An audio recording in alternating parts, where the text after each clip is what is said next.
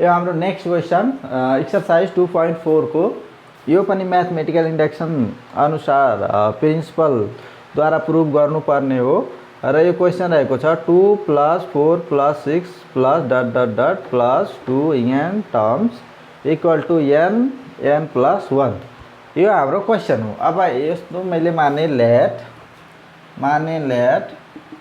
pn equal to यति। अब यसमा अलिकता चेन्ज गर्नुपर्ने हुन्छ। यो n टर्मसम्म दिएको छ, n terms of this series is 2n। अब 2n भयो भने यसलाई हामी रिराइट गर्छौँ है। रिराइट गऱ्यो भने के हुन्छ, pn इक्वल टु 2 + 4 + 6 + ... +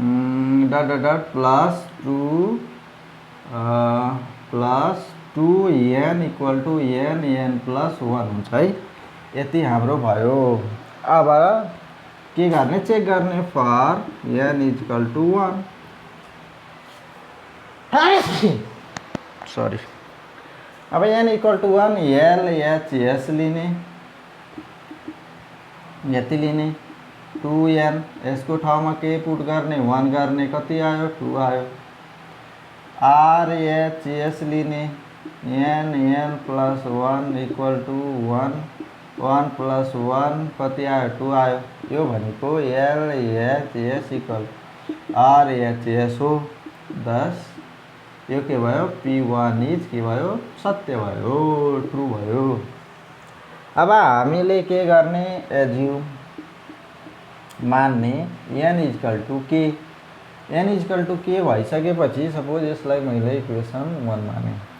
अब इक्वेसन 1 के हुन्छ, 2 + 4 + k + ... + 2 के हुन्छ, n इक्वल टु के गर्यो, k + 1 भयो, इक्वेसन 2 भयो है। अब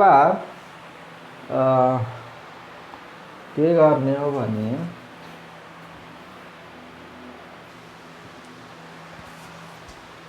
के भयो, अब यति हाम्रो भन्यो 2 + 4 + यसलाई मैले इक्वेसन 2 माने।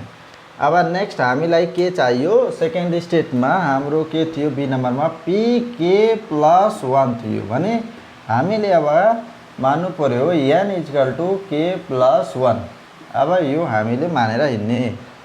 अब माथिको मैले के गरेँ, रब गरेँ, के गरेँ, यो हाम्रो क्वेसन हो 2n टर्म्स अलिकता यसमा के गर्नु पर्यो, n टर्म 2n सम्म जान्छ। फेरि मैले लेखेँ 2n भयो, LHS RHS दुइटै 2 छ, बराबर भयो। त्यही कारणले गर्दा P1 इज ट्रु भयो।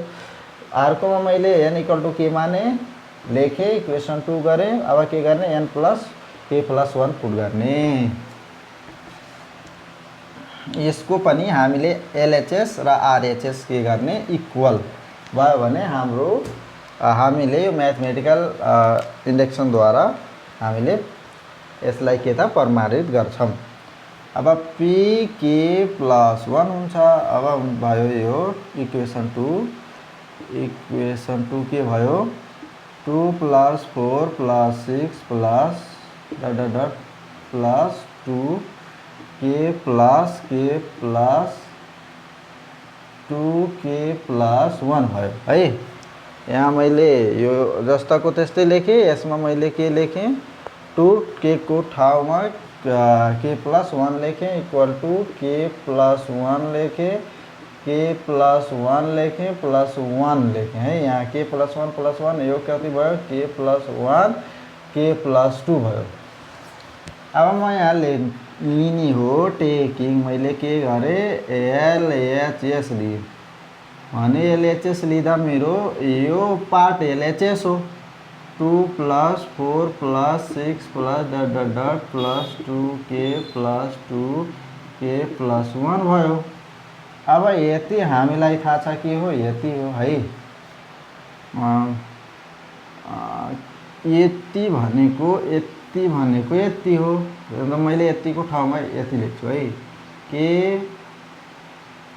+ 1 + 2k + 1 भयो। यता ब्राकेट यो यता हुन्छ। अब यहाँ लेखिदिने फ्रम इक्वेसन 2, इक्वेसन 2 बाट यति मैले यति लेखेँ। अब यहाँ यो र यो के छ कमन छ, मैले कमन लेख्छु के प्लस 1। यहाँ कति बच्यो के बच्यो प्लस को प्लस बच्यो, यहाँ के बच्यो 2 बच्यो। अब यहाँ हेर्नुस् र यो हेर्नुस्, एलएचएस र आरएचएस इक्वल भयो कि नै भयो भने लेख्ने therefore LHS equal to RHS 10 P k plus 1 के भयो ट्रू भयो, पी के प्लस 1 के भयो ट्रू भयो। अनि फुल stop by the mathematical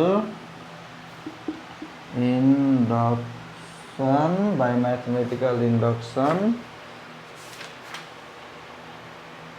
the statement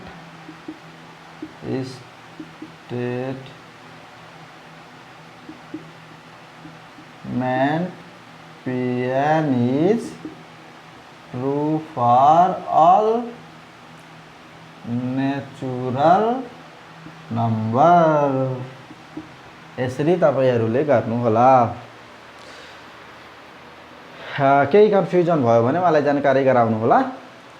अब यति म गर्छु। हस्, धन्यवाद।